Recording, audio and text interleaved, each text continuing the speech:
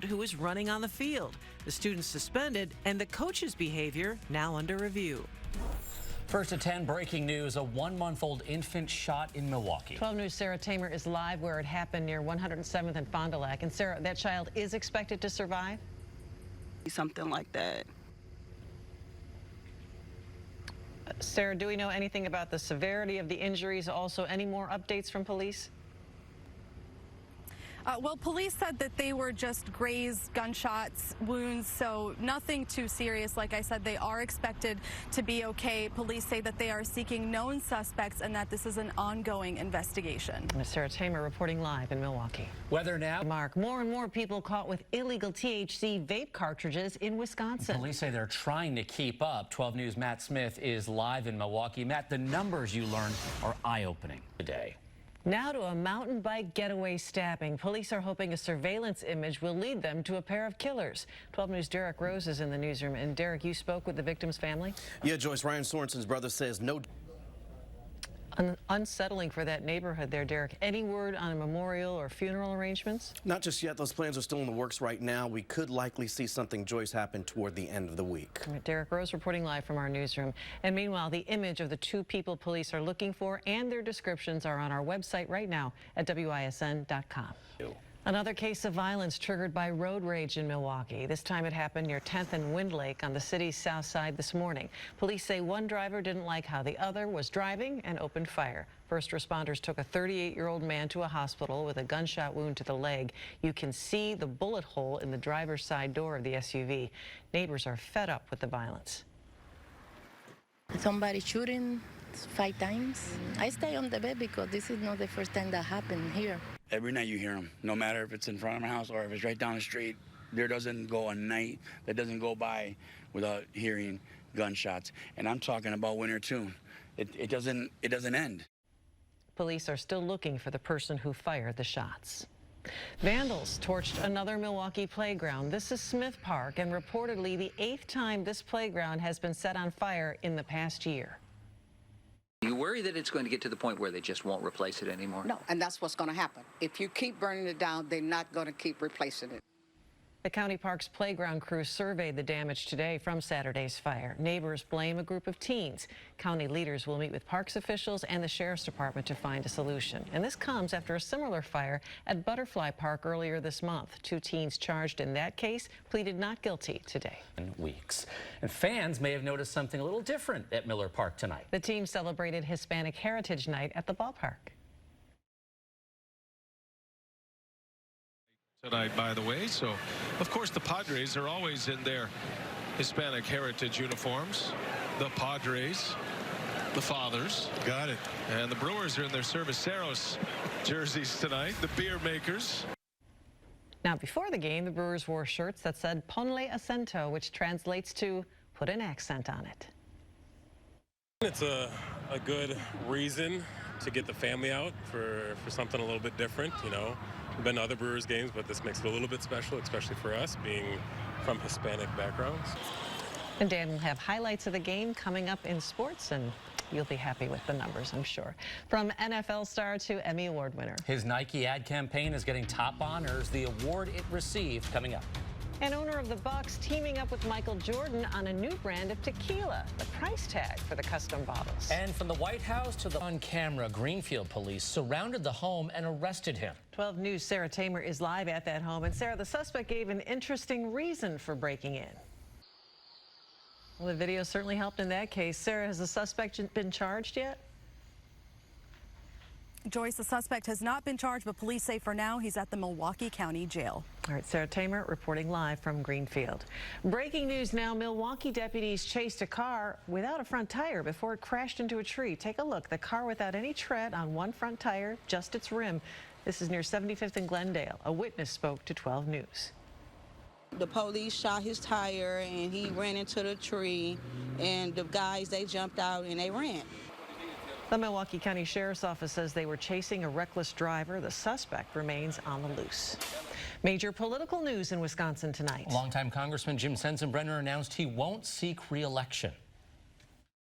I think I made a difference. Brenner's Democratic opponent, his 2018 Democratic opponent, Tom Pausewitz, he announced tonight on Twitter that he is going to run as a Democrat again, but really all the attention and all the focus is going to be on the Republicans throwing their name, or at least floating the idea of throwing their name into the ring over the next couple months. It's going to be interesting. All right, Matt, thank you.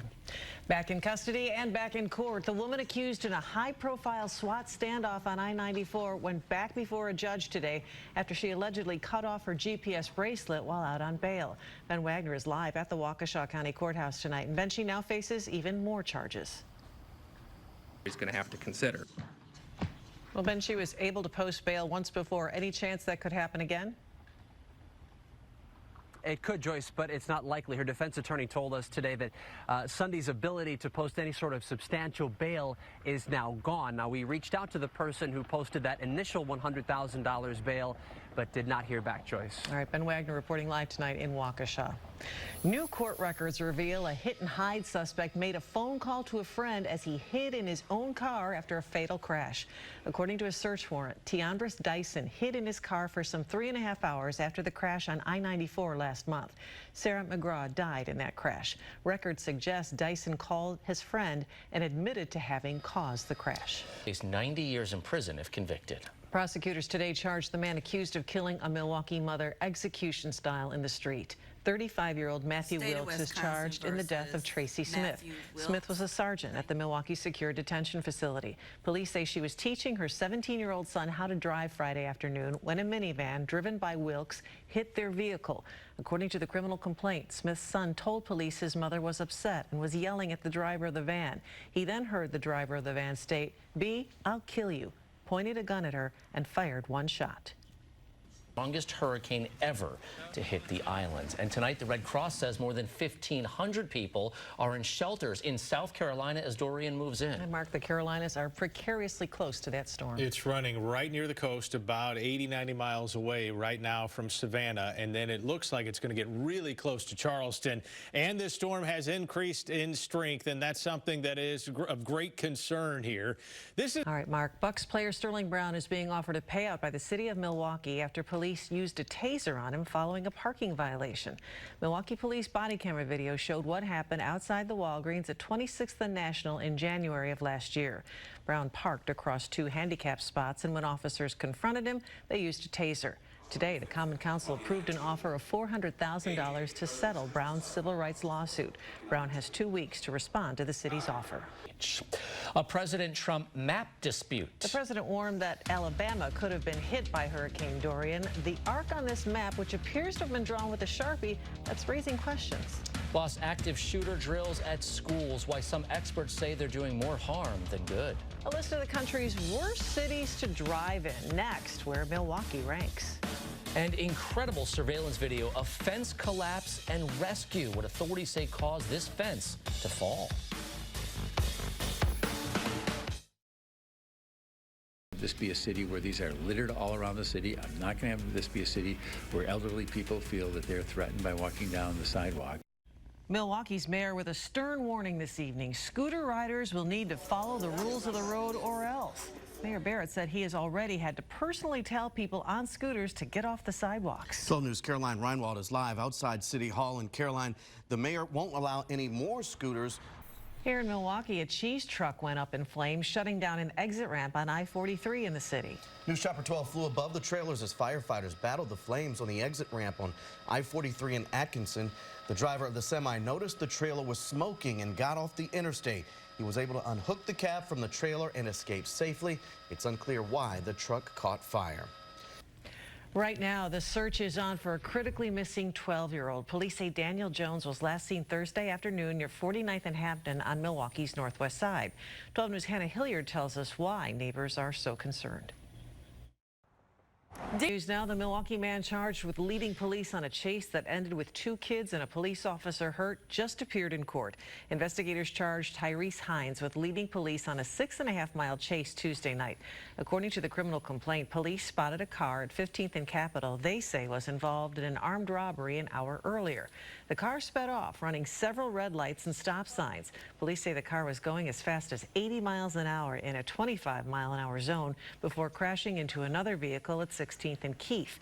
2 children on the sidewalk were hurt in that crash, and a police officer was injured when another squad responding to the scene hit him.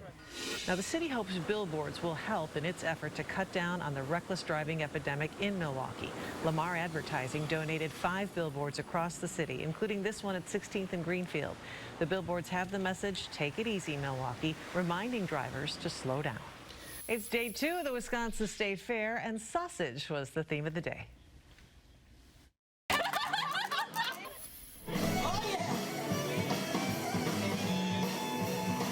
And one of the musicians on stage at the fair today is a familiar face to many Milwaukeeans, but they're not sure quite why.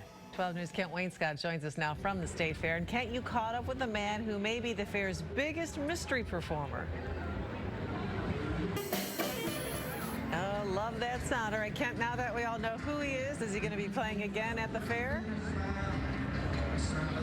You know what? He's going to be sitting in with a number of different groups. He's performing on the Roberts Leadfoot stage here near the main concourse inside the fair, throughout the fair, on and off. In fact, he's going to be on the stage here later this evening.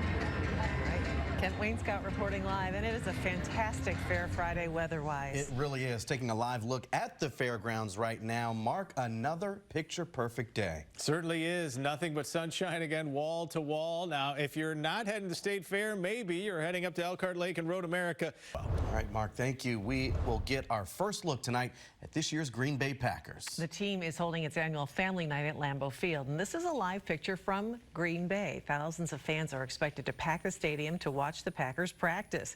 Green Bay will play its first preseason game Thursday night against J.J. Watt and the Houston Texans at Lambeau.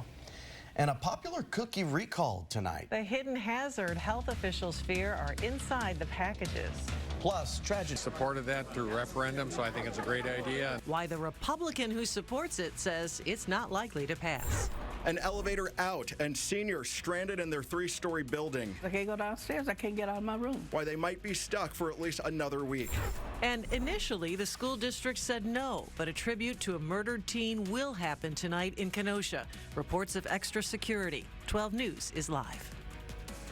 First tonight, legal weed in Wisconsin. There's a new move this evening to legalize medical marijuana. Yeah, state lawmakers introduced their plan in Madison today, and as 12 News' Kent Wainscott reports, there's something very different about this bill. Now we get it done. Well, Kent, Governor Evers mentioned public support. What do the numbers say? Well, Joyce, in an advisory referendum last fall, voters in 16 Wisconsin counties overwhelmingly supported legalizing medical marijuana. And take a look at this. Is the result of that Marquette poll. The last time they surveyed the question, 83% of Wisconsinites supported. But it is not clear at this point whether there's going to be enough support in the state legislature for this to become law. Kent Wainscott reporting live from our newsroom. A young mother killed during a gunfight on the street. A stray bullet struck and killed 23-year-old Jasmine Banks last night near 5th and Center. A surveillance camera in the area captured the shootout. Police believe 2 people were shooting across the street at each other.